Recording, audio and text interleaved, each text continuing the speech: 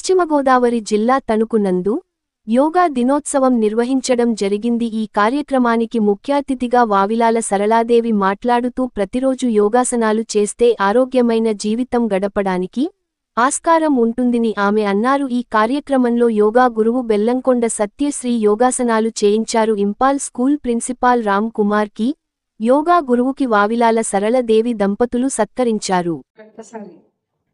Impulse college యాజమాన్యానికి విద్యార్థులకి యోగా దినోత్సవం శుభాకాంక్షలు తెలియజేసుకుంటూ మీ ఆధ్వర్యంలో ఇంత చక్కని కార్యక్రమం ఏర్పాటు చేసిన ప్రిన్సిపాల్ రామ్ కుమార్ గారికి ప్రత్యేక ధన్యవాదాలు సభాముఖంగా తెలియజేస్తాను.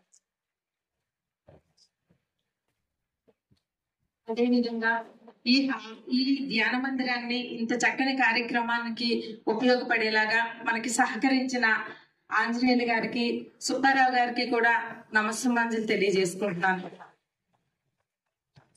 యోగా డే గురించి, ప్రత్యేకత గురించి ఇంతకు ముందు మాస్టర్ గారు తెలియజేశారు, రామ్ కుమార్ గారు.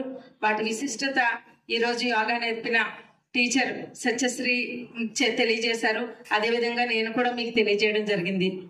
యోగా అనేది మాస్టర్ గారు మీకు నేర్పారు, ఆవిడ అనుసరిస్తున్నారు, మీరు అనుకరించాలని మీ అందరికీ మరొకసారి నేను తెలియజేస్తున్నాను. దీనివల్ల ఎన్నో ప్రయోజనాలు, ఎంతో ఆరోగ్యం దాగి ఉంది. ఇది ఈ రోజు నాడు పుట్టింది కాదు, ఎప్పుడో బుద్ధుడి కాలం నుంచి వస్తున్న ప్రాచీనమైన ఒక ఆరోగ్యం రహస్యాలతో కూడిన ఒక మంచి విజ్ఞానంతో కూడినదే యోగా ధ్యానం. ఇవి ఎవరైతే చేస్తారో వీరి దరిదాపులకు కూడా అనారోగ్యం అనేది రాదు. ఇది మన భారతదేశంలోనే పుట్టబడింది. బుద్ధుడి కాలంలో దీన్ని భారతదేశం అంతా ప్రాచుర్యంలోకి తీసుకెళ్లారు. మన భారతదేశమే కాకుండా ఇతర దేశాల్లో కూడా తీసుకెళ్లడం జరిగింది. తీసుకెళ్లి ఇతర దేశాల్లో తీసుకెళ్లాక చివరికి ఏమైందంటే చిన్న దురదృష్టకరం, మన భారతదేశంలో ఈ యోగా చేయడం, ధ్యానం చేయడం మనం మర్చిపోయాం. ఇతర దేశాల్లో వీటిని పూర్తిగా అనుసరిస్తున్నారు. చైనా, జపాన్, రష్యా వంటి దేశాల్లో ఉదయం లేవగానే మనం ఎలా కాఫీలు, టీలు, భోజనాలను అనకుండా ప్రతినిత్యం వాళ్ళు ముందుగా చేసేది యోగా, మెడిటేషన్.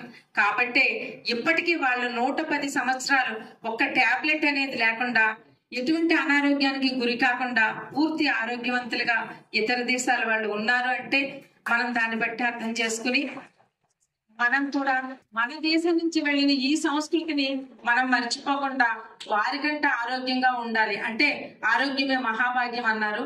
ఆ విధంగా మనందరం కూడా ఆరోగ్యం కాపాడుకునే విధంగా నిరంతరం ఈ రోజుతో ఇక్కడ ఫుల్ స్టాప్ పెట్టకుండా ఈ యోగా ధ్యానం అనేది అందరూ కూడా తప్పకుండా చేసి మీ ఇంటికాడ పెద్దవాళ్ళకు కూడా తెలియజెప్పాలి. ముఖ్యంగా యువత మీరందరూ కూడా దీన్ని అనుసరించాలని మరొకసారి తెలియజేస్తూ వీటికి సహకరించి ఈ యోగా